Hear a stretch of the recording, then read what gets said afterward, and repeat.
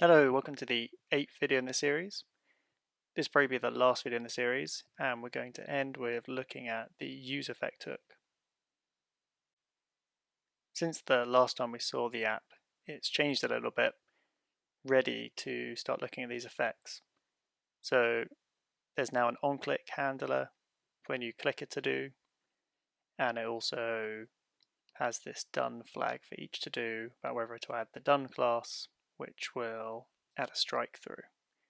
So when I click here, that on-click is going into the on-click prop of the to-do component here, and that on-click goes to this mark to-do done,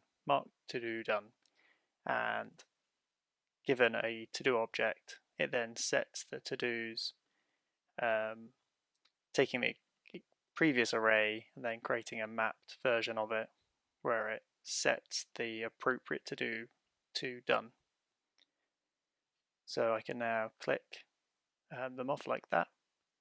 The other thing we've got is this, where every time this component runs through, it also checks, are there any to-dos?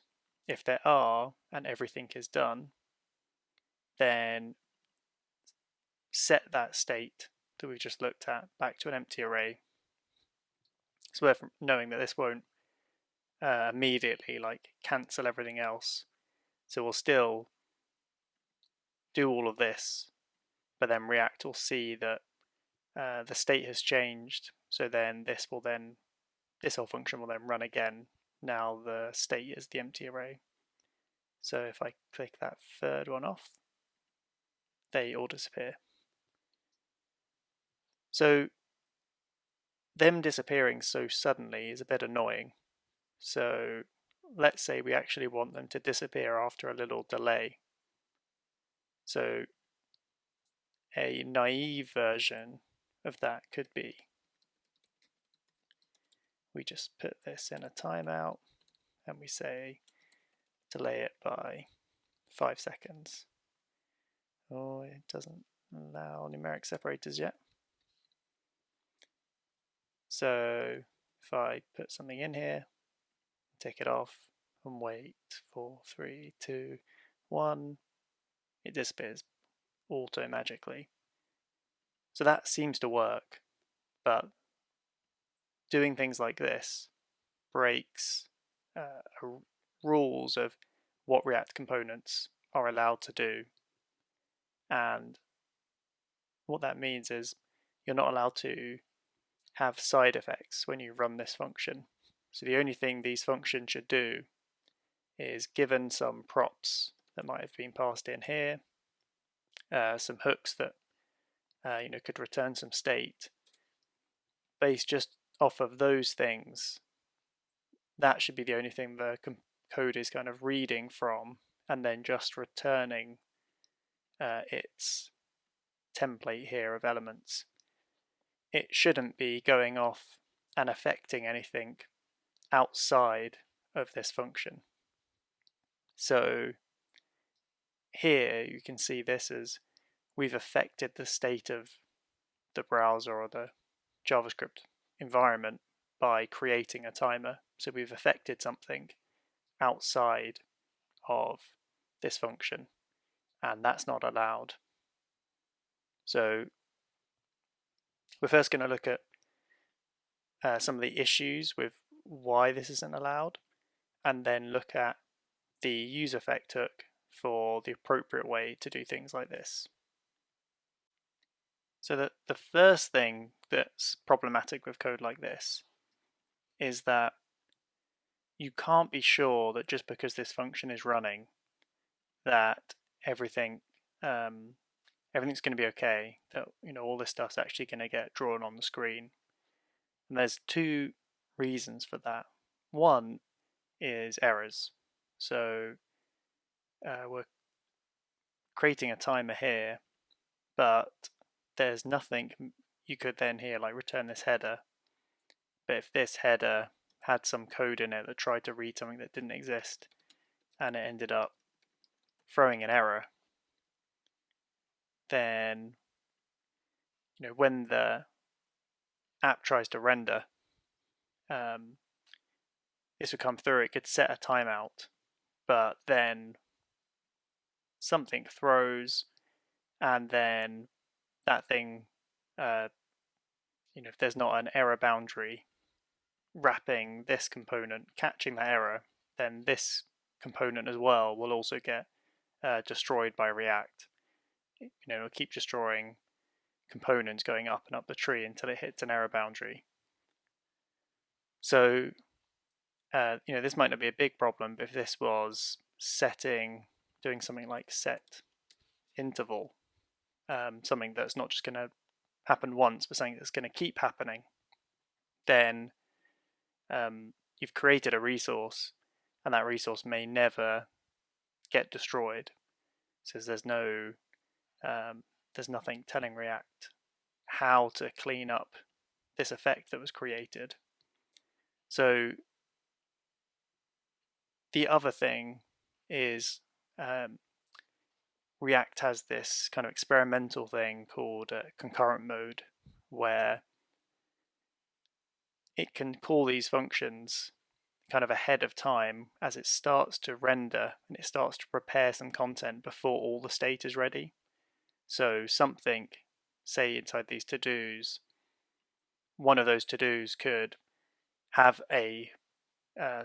use some React inside it that says, oh, actually, I'm not quite ready yet. I need to still go get some data before I'm ready. So this function could have run, but then it's 5-10 seconds later when the children actually say they're ready, and then React will then now say, okay, everything's ready. I'm now actually going to take all the results that this kind of template you've given me, and now update the screen. Or React could throw that all away.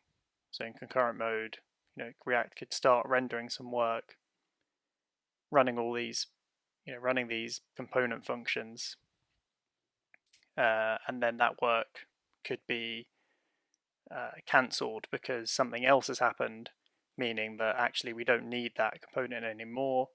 We're actually now going to start doing something else. So again, in those situations, any side effects that have created something that needs to be destroyed, otherwise it will kind of leak using up more and more resources, that's not going to happen. These things aren't being destroyed. So that's the first issue that we hit with just creating resources inside our components directly like this. The second issue you can hit with trying to have side effects immediately in your function is that React can call your function multiple times for just one visual update. So here, and we saw this in the last video, if I have this second bit of state in here, and let's just say in here, if the counter is 0, then for some reason I'm going to set this counter to 1. And here we're also going to count the number of times we create the timer. So I'm going to put something in the list and then tick it off. And then we actually get creating timer 1, creating timer 2. So this ran twice because it was updating and then the state immediately changed and then it ran again. So here that kind of can seem quite obvious because they're right next to each other, but this could be happening in a parent component. So this second state changing, this could be not here at all, and then this app component, that could be wrapped. So you can imagine there's a parent component that's returning this app here with the to-dos, with the side effect, and it's that parent that has multiple bits of state. They're all updating at the same time. So there's a bit of code saying set this to-dos and set that to-dos, but they're not being batched together, and that's causing React to do multiple passes as the state changes, meaning that this child then also gets run multiple times in case it depends on the state above it. That's the default behavior is, if a parent changes, then it also will rerun the children in case they depended on that parent state. So you can't just assume, just because there's nothing in this component that would cause this to run twice, that it's all safe, because a parent component could be the thing that's making this app function run multiple times. So that's another reason why it's not safe to just create resources as this function runs. And the key takeaway from this is, similar to so many other the videos in this series, is that it's not us that calls these functions. These functions are given to React. Like these components are functions that are given to React, and it's up to React when it runs these and how often it runs them, how many times it runs them. I kind of like to think when I'm writing this functions that for potentially React is just calling this function 60 times a second, and it's just constantly asking the code, what is the state of the app? What should I be doing right now?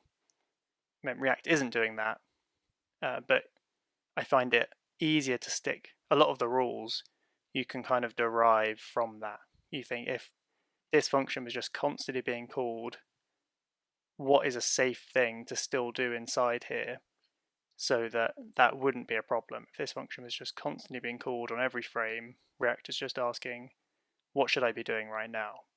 And if you keep that in mind, that can help when getting a kind of intuition for which things are safe to do in this or not.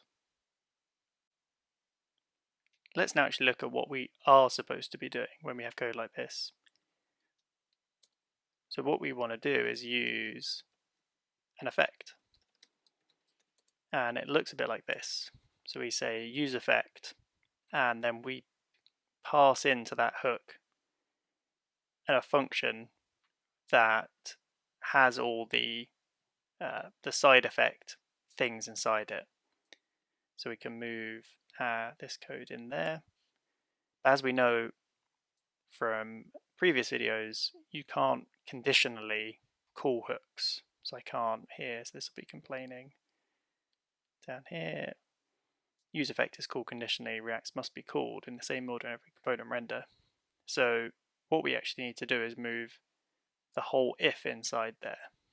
So we actually swap this around like that. So we now say this bit of code here, we've kind of now told React, you can almost see this as saying kind of like start dangerous code, then here is end dangerous code. Us wrapping it up in a function like that is telling React which part of this component is dangerous. Put that back to how it was. So now that should still work. If I put things in here, and if I wait a bit of time, there's no timer clearing them. But if I click these things off and now wait, then the timer's gone. So this is working. And this will now be safe for if this is safe in terms of, this isn't completely safe, but it's safe in terms of if this function gets run multiple times as part of one kind of React render pass through, the effect only runs once, and it will only run if it was a successful render. So if no other code in here threw an error, or if kind of nothing in any of the children threw an uncaught error. So you can, another way of seeing this useEffect is, hey React, here is some code to run, but don't run it straight away. So in this way, it's kind of not the same as just having a comment saying start dangerous code, end dangerous code, because we're actually saying delay running this code until you're happy that this is actually going to be a successful run. So the consequence of that is the code inside here, in here, when this runs, the DOM will actually have been updated. So we could probably see that with I do here console.log.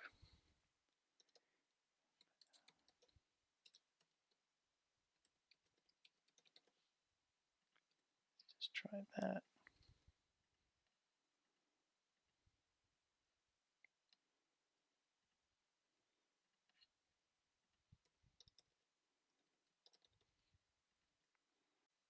Every time this effect runs, we're going to just print the HTML of the to-do app. So we can see here it started and we just had an empty list, and then I add something, and then we can see that to-do that we've added. Whereas if I tried to do this up here, so the first time round this element ref this current won't be defined yet because we haven't actually attached it to the DOM yet. So here I say if current exists, so it starts undefined, then when I add something, when we log here, we're actually still in the state before the DOM is updated. Whereas inside the effect,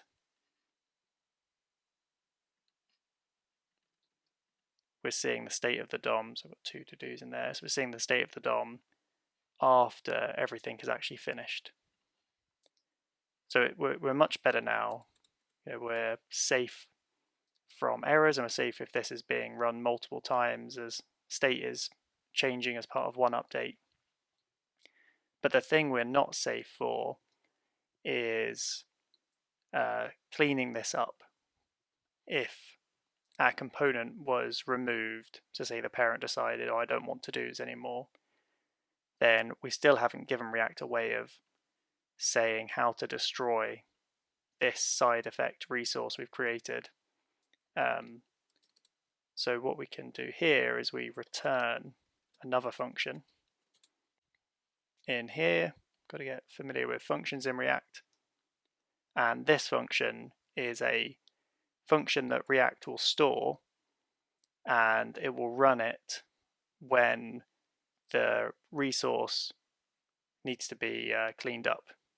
So in here I can say clear timeout. So here timer ID, timer ID. So React now has a way of cleaning up any resource that were created, and it will run this cleanup when the component is unmounted. So when it's no longer part of the app anymore.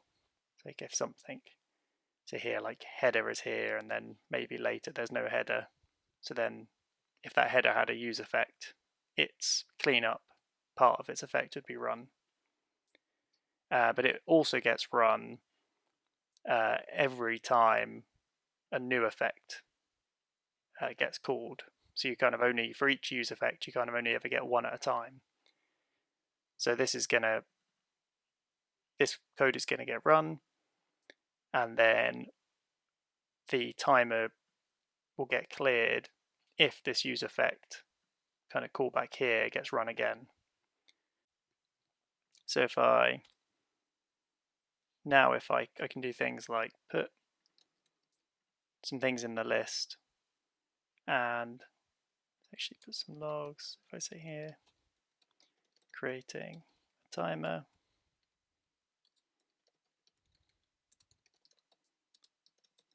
cancelling timer.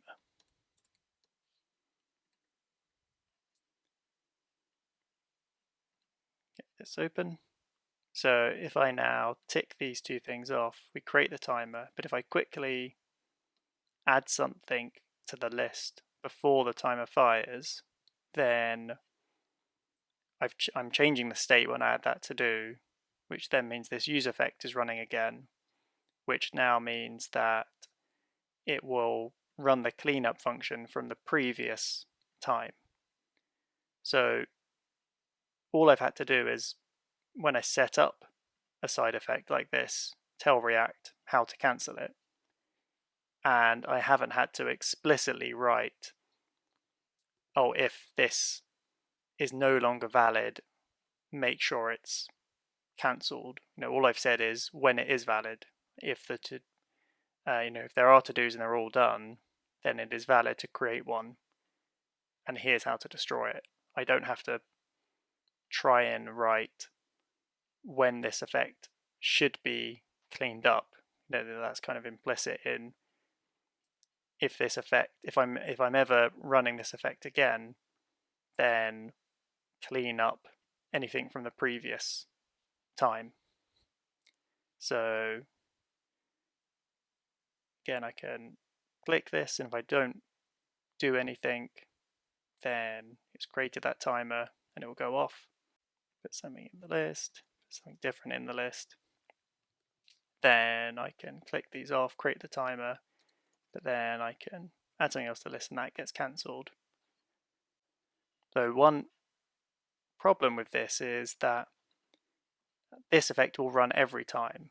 No, so if I've got some other state in here, so let's say counter, set counter, starts at 0, and then let's just in here put a counter in, and let's put a button.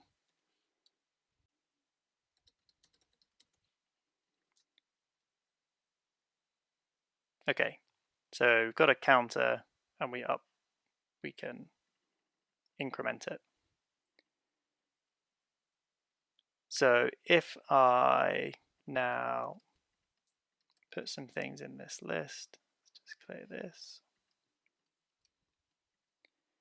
If I tick all these off, that creates a timer. But if I now keep updating the separate bit of state, we can see that it keeps creating a timer and cancelling it. Because this effect is running, so it keeps clearing the previous effect that we created. React doesn't know, we haven't told it which things this actually cares about. It just assumes by default this code cares about everything. So if I just keep updating this state up here, that timer is actually never going to fire until I stop updating the state and let the timer actually finish. So to get around that, and the majority of the time this is what you'll want to do, is you'll want to pass a second parameter to useEffect, and you want to pass in an array here. And yes, then it's already telling me that now I'm passing in an array. It's saying you can see it has a missing dependency to-dos. Actually, I can just do this. Not normally in my IDE, I can do this. Yeah, sometimes. In VS Code, it would just actually fill this in. But if I now write to-dos, like it was saying, that warning's gone away. So there's a warning here saying missing dependency to-dos. So if I now add to-dos in here, then what this has done, this has said out of the code in here, which bits of state is it reading? So that ESLint plugin is scanning, seeing the useEffect, scanning this code, and it can see here that it's reading to-dos from that bit of state. It can also see like I'm reading everything done, but it can see that that's a function up here that never changes. So I can list that here, but there's no real need to do that. And here actually says it has an unnecessary dependency, everything done. You can see that that's never changing, so it doesn't really matter to React that we're using that. What it cares about is that we're reading something that can change as part of a React update. Now that we're saying that this effect just depends on this to-dos, this should now work. I can get into this, click these, that creates the timer, and now I can update this. We can see that it wasn't constantly cancelling the timer, and the timer still managed to go off even though I kept actually updating the state. So up here, this kept running.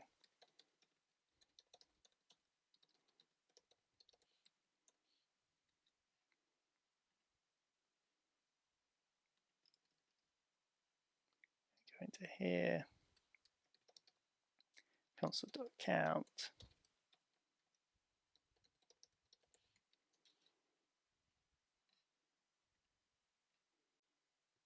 So you're just loading up. The app function ran once, and then useEffect ran once.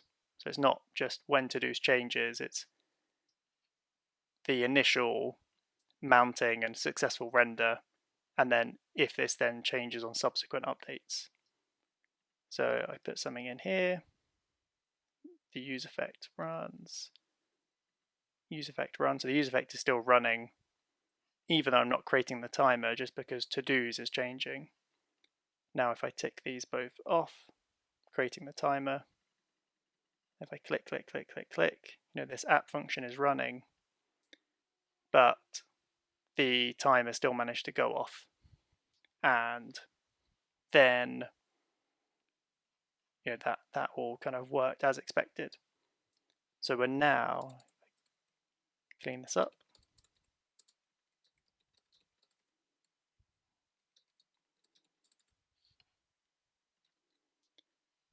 So it's more code than the original. Originally we literally just had that really. If we're in this state, set this thing. So we have had to kind of double the amount of code, but it's now safe to do this. We're telling React, only do this on a successful render once everything's all finished, and here's how to clean up the resource that we created, and only recreate, only rerun this when this changes. So we're now in a good state, and we have our effects. So that's all there is to the useEffect hook. You pass in a function to run, and most of the time you'll also then pass in this array of dependencies. Don't let that fool you, and the fact there's this, you return the cleanup. So it's a small API, it's just those bits, but it's probably the hardest hook to get used to, because so you can be writing code and trying to access things like you would do normally doesn't work the way you might immediately think it does. And it's quite a big subject, so I'm not going to go into it, and there are a few blog posts I'll link to in the description which go into patterns of how to avoid these issues. So I'd say just useEffect. It's great to begin with, but do expect to find you have to it does take a while to get used to, but then, like with many things, once you get used to the patterns, it then becomes less complicated because you get familiar with the patterns you need to use useEffect. So I'll just do a small example of trying to move some code around and some of the patterns that can be useful. So let's say I wanted to just extract. So one of the things I've said about hooks, they're very good because you can just extract them out. So let's say we wanted to make this pattern reusable. in multiple components without having to write all of this every time. So we could have our like own hook that's like use timeout, and we could say here, let's say use timeout, and we want it to look like when this is true. So we could say here like let clear to-dos when do that. So that'll just be a boolean of should I clear the to-dos. So clear the to-dos after 5 seconds, and then the code to run.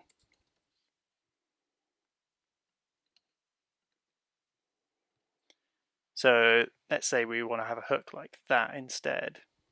So then someone else could say, oh, I want to use a timeout for some other, when some other condition is true after a different amount of time, and do a different thing. And they could then write this instead of writing all of that.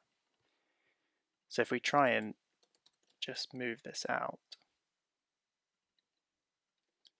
condition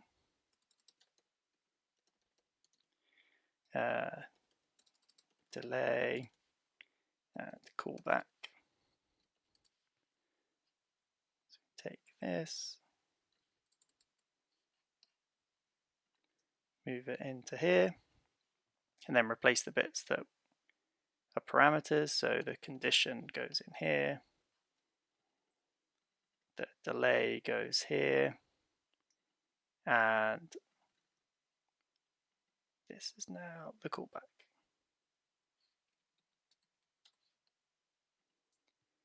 And these here, so we now get rid of those and replace them. So it's telling us these should now be callback, condition, and delay. So callback, condition, and delay. So if we do this, then we're actually going to run back into the problem we had earlier, and that's because, so previously we only, here we just, we've now got more dependencies here than we had before. So we've actually got back to the old problem of when state changes, the effect will reset. So if I put these logs back in, console.log, create timer, console.log, clear timer.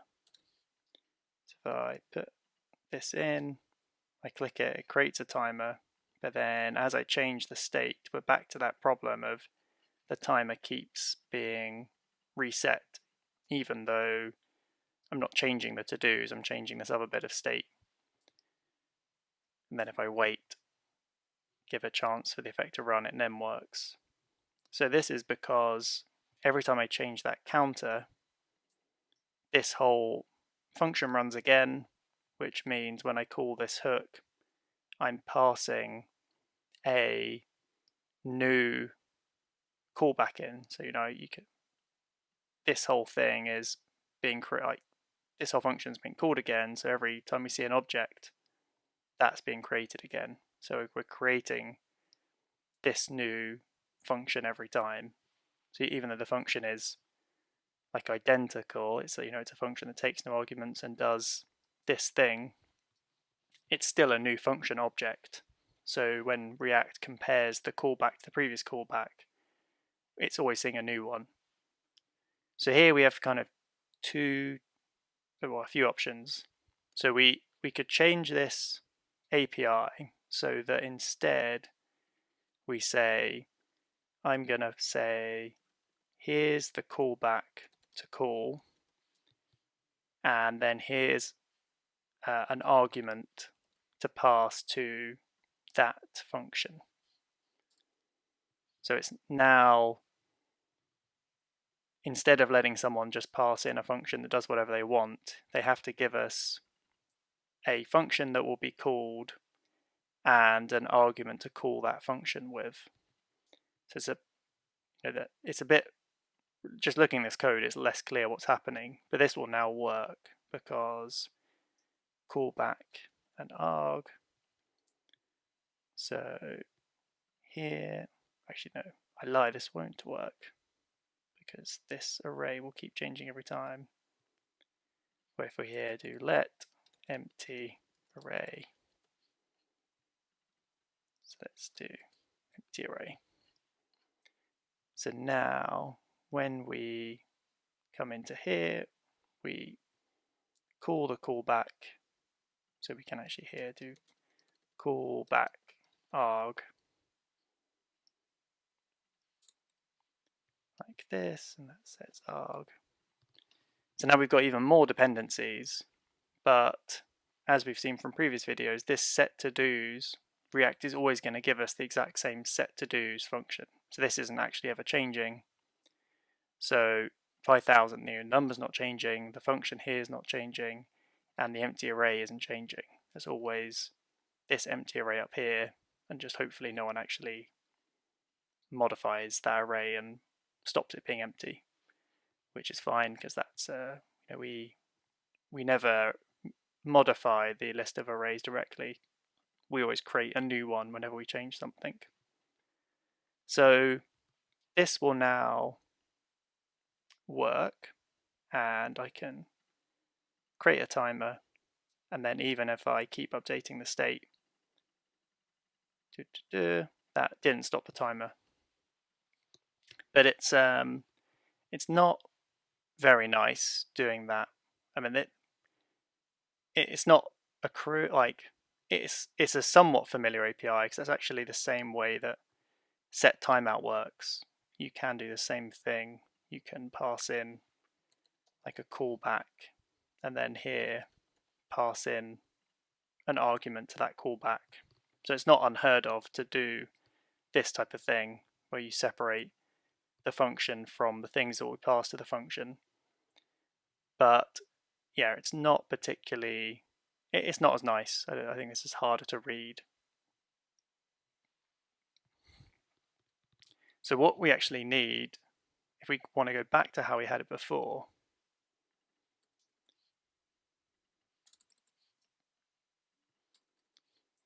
where you can pass in a function every time, we need a way of stopping that function from changing. And this, we're actually going to introduce another hook that React gives us to do this. And that is react.useCallback. So here you pass your callback to useCallback. So here we'll say set to dos to an empty array. Use this. And then the second argument to use callback, similar to the useEffect second argument, is an array of the things that that callback is using.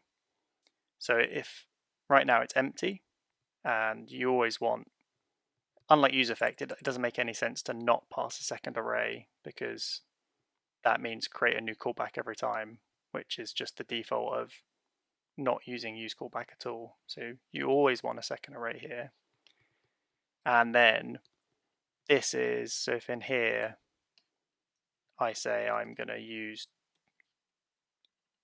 a value, like I'm using to dos or I'm using counter, then here it's saying you need to specify to dos and counter so that it will actually create a new function if the values it's using inside it have changed. But because the only values we're using are set to dos and the ESLint rule is smart, so technically here we should say I'm using set to dos, but the ESLint rule knows that the second value in the array returned by useState doesn't change, so it knows this won't change, so it's happy for us to leave that out there. So now we can have an array like this. So we're back to the API of you just pass in your callback, and we wrap that up in React useCallback so it stops it from changing. And now here I can put things in the list, start that timer going, and then if I keep changing the state, that useCallback was returning the same callback that was like the very first one we created. So we're still passing in a new function every time, but React is only using that kind of the first one that we created, and then it's just throwing away all these other ones that we're creating, because the dependency array here is saying nothing is actually changing, so just keep using the old one. So this is the type of thing that you'll want to be familiar with to start as you start to do more complicated things with useEffect. As I said, it's a lot. This video won't ever be able to kind of do justice of how to be a pro with useEffect, but my mantra of these things is be familiar with the API and how it works, so that you know the limitations you're working with, the reasons why those limitations are there, so you can then try and learn the patterns around them, and then you'll hopefully have a good intuition for why those patterns exist. And rather than just memorizing them, the patterns should be somewhat intuitive, because the actual underlying API is also somewhat intuitive. So yeah, don't be worried if it takes a while if you start fighting useEffect. I think it is certainly the hardest hook to get familiar with, but it gets better over time, and it can end up actually being a really nice way of writing code once you get familiar with it. As with every video, I'm going to say the React docs are really good, so definitely give them a read. It'll help recap things in this video and hopefully cement them in. And then I'll also link to this blog post by Dan on the React team, and it is quite a long read. It says here 49-minute read. That's probably a bit optimistic, if anything, but it really goes into depth about useEffect and some of the patterns to use when dealing with it to actually get it to work for you rather than fight against it. So yeah, at the very least, reading React docs and this blog post, strongly recommend. So this is the end of the series. So there's a lot more to the kind of to React, but the things I covered in this video are a really strong core set of bits of React that knowing those inside out is more than enough to build a lot of things, and extra things on top of that effectively just build on top of this. So it's not about, it's kind of like mixing together some things we've covered in just interesting ways, but a lot of those interesting ways just fall out of these initial behaviors. So yeah, we've covered probably the majority of the API, and then the interesting bit is fun ways to use that API. Thank you very much.